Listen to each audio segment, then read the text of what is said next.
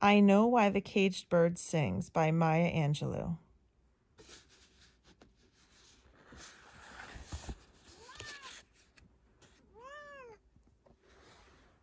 And Stanley's here to listen. He loves it when we have reading time. Okay, so we're now on chapter 19, which is page 130.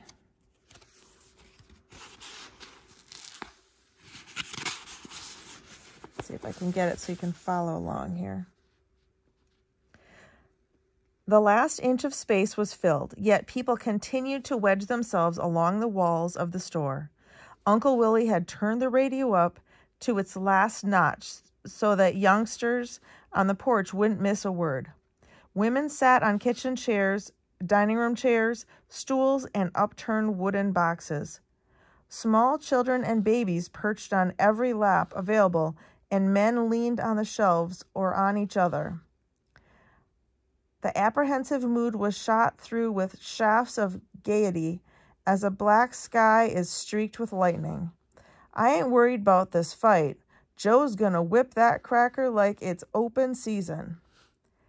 He's gonna whip him till the white boy call him mama.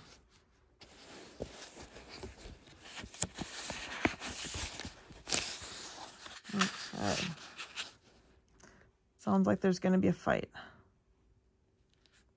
At last, the talking was finished and the string-along songs about razor blades were over and the fight began. A quick jab to the head. In the store, the crowd grunted. A left to the head and a right and another left. One of the listeners cackled like a hen and was quieted. They're in a clench. Lewis is trying to fight his way out. Some bitter comedian on the porch said, "That white man don't mind hugging that nigga now, I betcha." The referee is moving in to break them up, but Lewis finally pushed the contender away, and it's an uppercut to the chin. The contender is hanging on.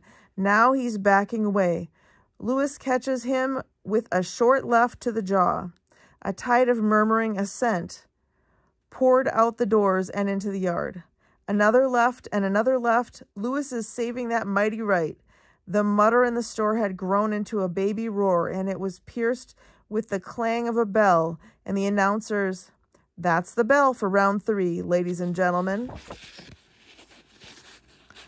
As I pushed my way into the store, I wondered if the announcer gave any thought to the fact that he was addressing as ladies and gentlemen. All the Negroes around the world who sat sweating and praying, glued to their master's voice. There were only a few calls for RC Colas, Dr. Peppers, and Hires root beer. The real festivities would begin after the fight. Then even the cold Christian ladies who taught their children and tried themselves to practice turning the other cheek would buy soft drinks. And if the Brown Bombers' victory was a particularly bloody one, they would order peanut patties and Baby Ruths too.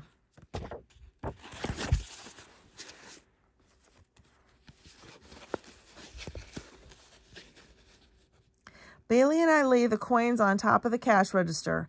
Uncle Willie didn't allow us to ring up sales during a fight. It was too noisy and might shake up the atmosphere. When the gong rang for the next round, we pushed through the near sacred quiet to the herd of children outside. He's got Lewis against the ropes, and now it's a left to the body and a right to the ribs, another right to the body. It looks like it was low. Yes, ladies and gentlemen, the referee is signaling, but the contender keeps raining the blows on Lewis. It's another to the body, and it looks like Lewis is going down. My race groaned. It was our people falling. It was another lynching, yet another black man hanging on a tree. One more woman ambushed and raped. A black boy whipped and maimed. It was hounds on the tail of a man running through slimy swamps. It was a white woman slapping her maid for being forgetful. The men in the store stood away from the walls, and at attention. Women greedily clutched the babies on their laps, while on the porch, the shufflings and smiles, flirtings and pinching of a few minutes before were gone. This might be the end of the world. If Joe lost, we were back in slavery and beyond help. It would all be true. The accusations that we were lower types of human beings, only a little higher than the apes. True that we were stupid and ugly and lazy and dirty and unlucky. And worst of all, that God himself hated us and ordained us to be hewers of wood and drawers of water forever and ever, world without end. We didn't breathe. We didn't hope. We waited. He's off the ropes, ladies and gentlemen. He's moving.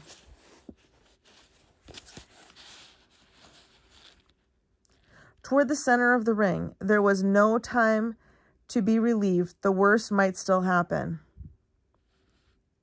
And now it looks like Joe is mad. He's caught Carnera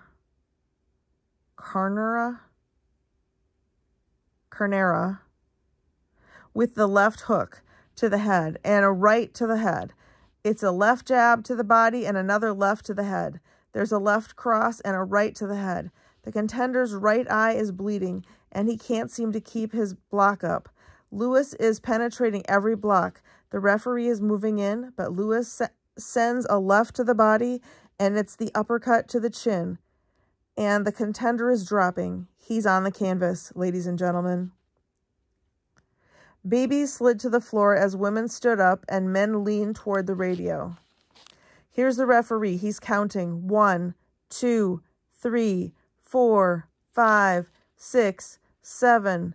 Is the contender trying to get up again? All the men in the store shouted, "No!" 8, 9, 10. There were a few sounds from the audience, but they seemed to be holding themselves in against tremendous pressure. The fight is all over, ladies and gentlemen. Let's get the microphone over to the referee. Here he is. He's got the Brown Bomber's hand. He's holding it up. Here he is. Then the voice, husky and familiar, came to wash over us. The winner and still heavyweight champion of the world, Joe Louis. Champion of the world? A black boy? Some black mother's son.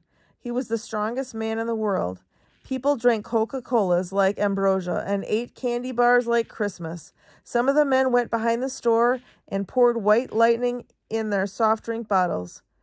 And a few of the bigger boys followed them. Those who were not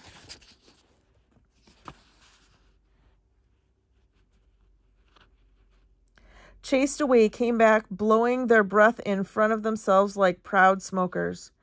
It would take 1 hour or more before the people would leave the store and head for home. Those who lived too far had made arrangements to stay in town. It wouldn't do for a black man and his family to be caught on a lonely country road on a night when Joe Louis had proved that we were the strongest people in the world. We're now on chapter 20. Acca bacca sody cracka, acca bacca boo, acca bacca sody cracka, I'm in love with you. The sounds of tag beat through the trees while the top branches waved in contrapuntal rhythms. I lay on a moment of green grass and telescoped the children's game to my vision.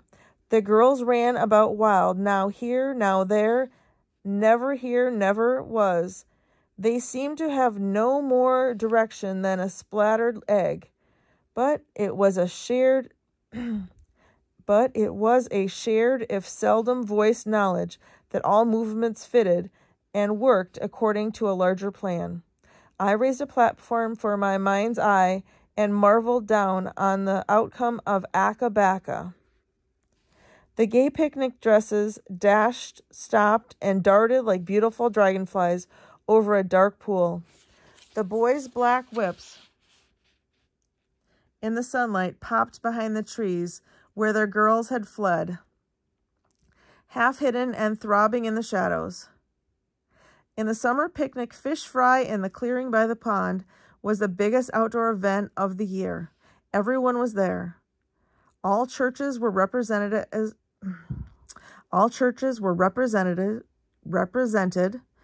well as the social groups: Elks, Eastern Star, Masons, Knights of Columbus, Daughters of Pythias, professional people, Negro teachers from Lafayette County, and all the excited children. Musicians brought cigar box guitars, harmonicas, juice harps, combs wrapped in tissue paper, and even bathtub basses. The amount and variety of foods would have found approval on the menu of a Roman epicure. Pans of fried chicken covered with dish towels sat under benches next to a mountain of potato salad crammed with hard-boiled eggs. Whole rust-red sticks of bologna were clothed in cheesecloth, homemade pickles and chow-chow, and baked country hams, aromatic with cloves and pineapples, vied for prominence. Our steady customers had ordered cold watermelons, so Bailey and I chugged the striped green fruit into the Coca-Cola box and filled all the tubs with ice as well as the big black washpot that Mama used to boil her laundry. Now they too lay sweating in the happy afternoon air. The summer picnic gave ladies a chance to show off their baking hands. On the barbecue pit, chickens and spare ribs sputtered in their own fat, and a sauce whose recipe was guarded in the family like a scandalous affair. However, in the accidental light of the summer picnic, every true baking artist could reveal her prize to the delight and criticism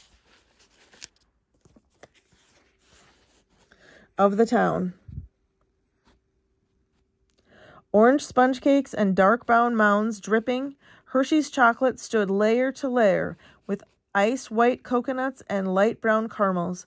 Pound cakes sagged with their buttery weight, and small children could no more resist licking the icings than their mothers could avoid slapping the sticky fingers. Proven fishermen and weekend amateurs sat on the trunks of trees at the pond. They pulled the struggling bass and the silver perch from the swift water. A rotating crew of young girls scaled and cleaned the catch, and busy women in starched aprons salted and rolled the fish in cornmeal, then dropped them in Dutch ovens trembling with boiling fat. On one corner of the clearing, a gospel group was rehearsing, their harmony packed as tight as sardines, floating over the music of the country singers and melted into the songs of the small children's ring games. Boys don't chew, let the ball fall on none of my cakes. You do it and it'll be me on you. Yes, ma'am. And nothing changed. The boys continued hitting the tennis ball with palings snatched from a fence and running holes in the ground, colliding with everyone. I had wanted to bring something to read, but Mama said if I didn't want to play with the other children, I could make myself useful by cleaning fish or bringing water from the nearest well or wood from the barbecue. I wandered into the retreat by accident. Signs with arrows around the barbecue pit pointed men, women, children toward fading lanes grown over since last year. Feeling ages old and very wise at 10, I couldn't allow myself to be found by small children squatting behind a tree. Neither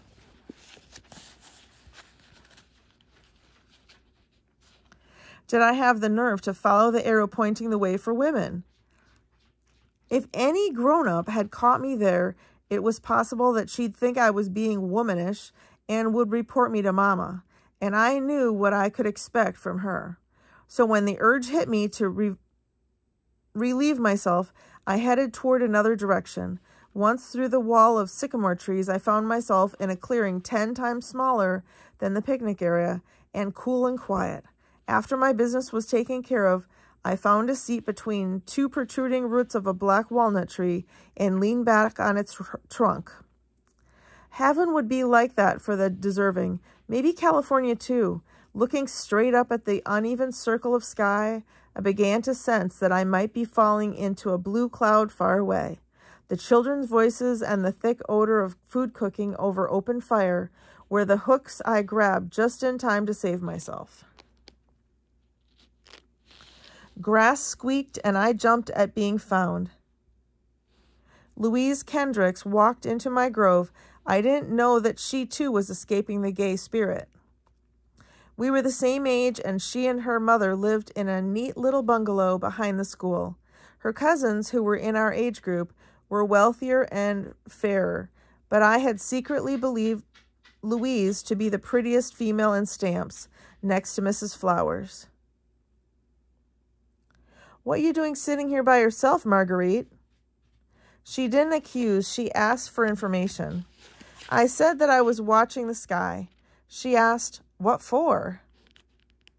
There was obviously no answer to a question like that, so I didn't make up one. Louise reminded me of Jane Eyre. Her mother lived in reduced circumstances, but she was genteel, and though she worked as a maid, I decided she could be called a governess, and did so to Bailey and myself, who could teach a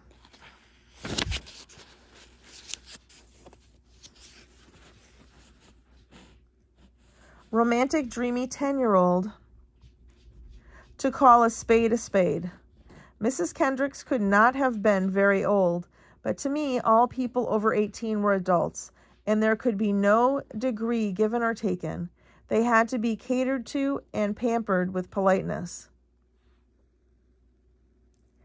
Then they had to stay in the same category of look-alike, sound-alike, and being alike. Louise was a lonely girl, although she had plenty of playmates and was a ready partner for any ring game in the schoolyard. Her face, which was long and dark chocolate brown, had a thin sheet of sadness over it, as light but as permanent as the viewing gauze of a coffin.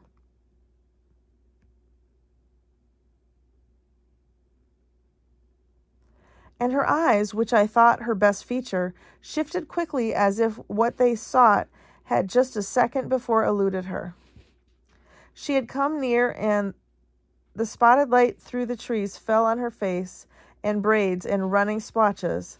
I had never noticed before, but she looked exactly like Bailey.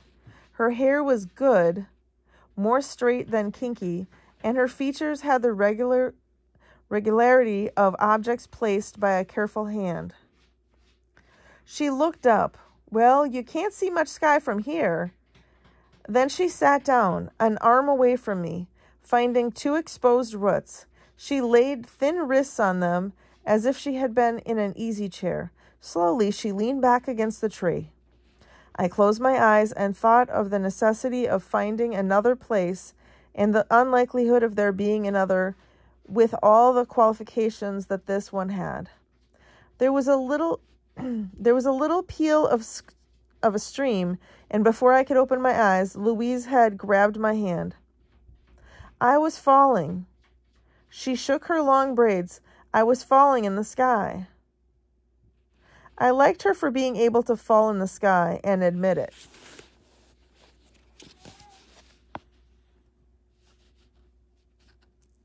I suggested, "Let's try together, but we have to sit up straight on the count of 5. Louise asked, want to hold hands? Just in case?"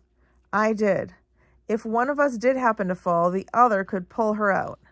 After a few near tumbles into eternity, both of us knew what it was. We laughed at having played with death and destruction and escaped. Louise said, "Let's look at that old sky while we're spinning." We took each other's hands in the center of the clearing and began turning around. Very slowly at first, we raised our chins and looked straight at the seductive path of blue. Faster, just a little faster, then faster, faster yet. Yes, help.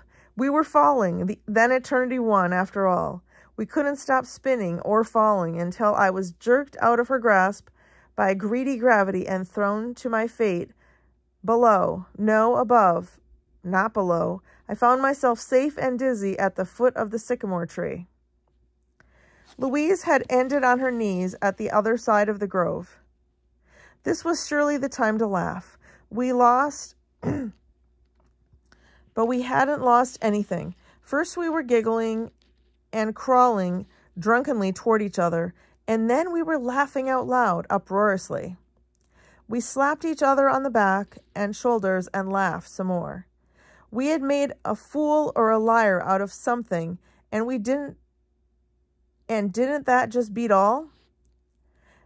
In daring to challenge the unknown with me, she became my first friend. We spent tedious hours teaching ourselves the Tut language. You, yak, oh you. No, cack, nug, oh wug. What, whack, hash a tut. Since all the other children spoke Pig Latin, we were superior because tut was hard to speak and even harder to understand. At last I began to comprehend what girls giggled about. Louise would rattle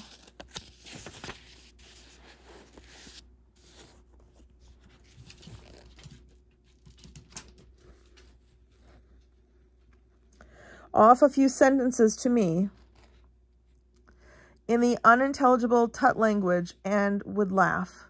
Naturally, I laughed too. Snickered, really, understanding nothing. I don't think she understood half of what she was saying herself. But after all, girls have to giggle, and after being a woman for 3 years, I was about to become a girl. In school one day, a girl whom I barely knew and had scarcely spoken to brought me a note. The intricate fold indicated that it was a love note. I was sure she had the wrong person, but she insisted. Picking the paper loose, I confessed to myself that I was frightened. Suppose it was somebody being funny. Suppose the paper would show a hideous beast and the word you written over it. Children did that sometimes just because they claimed I was stuck up. Fortunately, I had got permission to go to the toilet, an outside job, and in the reeking gloom I read, Dear friend MJ, times are hard and friends are few. I take great pleasure in writing you. Will you be my Valentine? Tommy Valden. I pulled my mind apart. Who? Who was Tommy Valden? Finally, a face dragged itself from my memory. He was the nice-looking, brown-skinned boy who lived across the pond. As soon as I had pinned him down, I began to wonder why. Why me? Was it a joke? But if Tommy was the boy I remembered, he was a very sober person and a good student.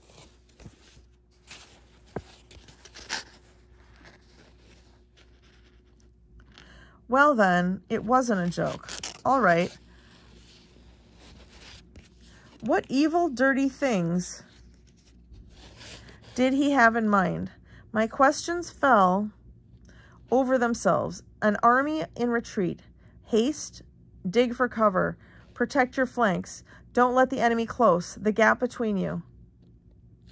Don't let the enemy close the gap between you. What did a Valentine do anyway? Starting to throw the paper in the foul-smelling hole, I thought of Louise. I could show it to her. I folded the paper back in the original creases and went back to class.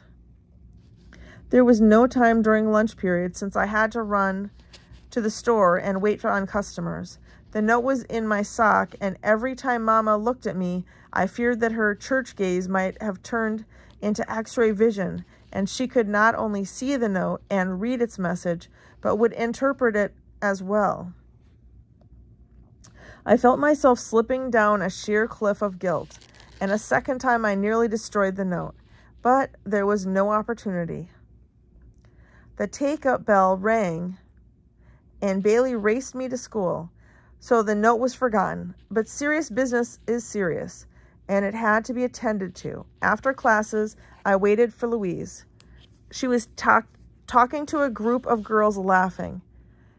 But when I gave her our signal, 2 waves of the left hand, She said goodbye to them and joined me in the road.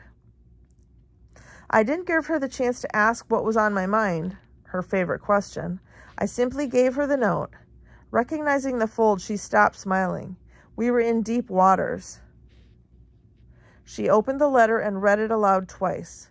Well, what do you think? I said, what do I think? What do I think? That's what I'm asking you. What is there to think? Looks like he wants you to be his Valentine. Louise, I can read, but what does it mean? Oh, you know, his Valentine, his love.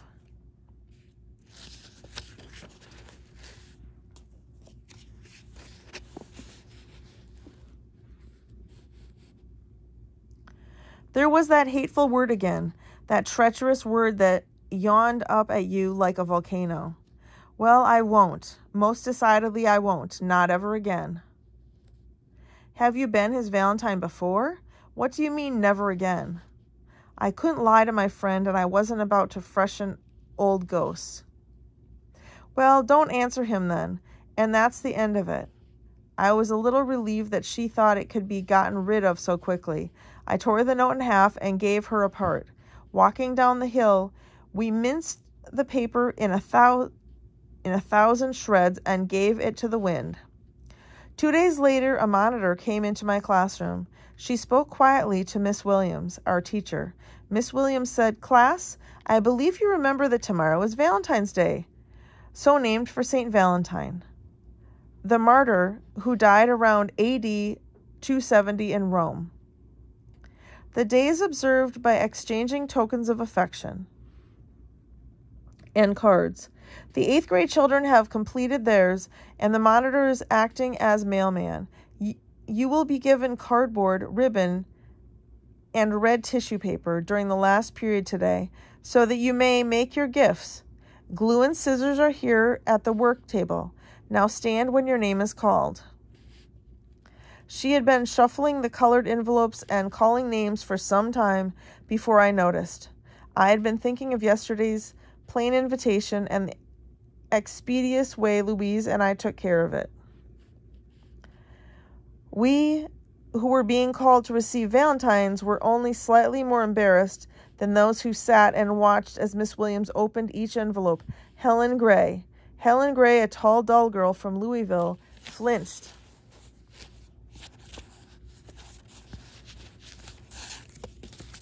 Dear Valentine, Miss Williams began reading the badly rhymed childish drivel. I seethed with shame and anticipation, and yet had time to be offended at the silly poetry that I could have bettered in my sleep. Okay. I could have bettered in my sleep. Marguerite. Ann Johnson. My goodness, this looks more like a letter than a Valentine. Dear friend, I wrote you a letter and saw you tear it up with your friend, Miss L. I don't believe you meant to hurt my feelings, so whether you answer or not, you will always be my Valentine. TV. Class? Miss Williams smirked and continued lazily without giving us permission to sit down. Although you are only in the 7th grade, I'm sure you wouldn't be so presumptuous as to sign a letter with an initial.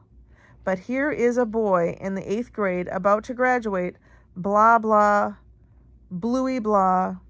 You may collect your Valentines and these letters on your way out. It was a nice letter, and Tommy had beautiful penmanship. I was sorry I tore up the first.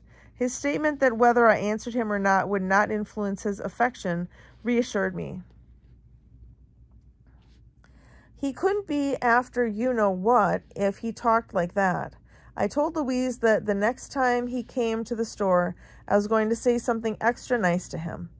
Unfortunately, the situation was so wonderful to me that each time I saw Tommy, I melted in delicious giggles and was unable to form a coherent sentence. After a while, he stopped including me in his general glances.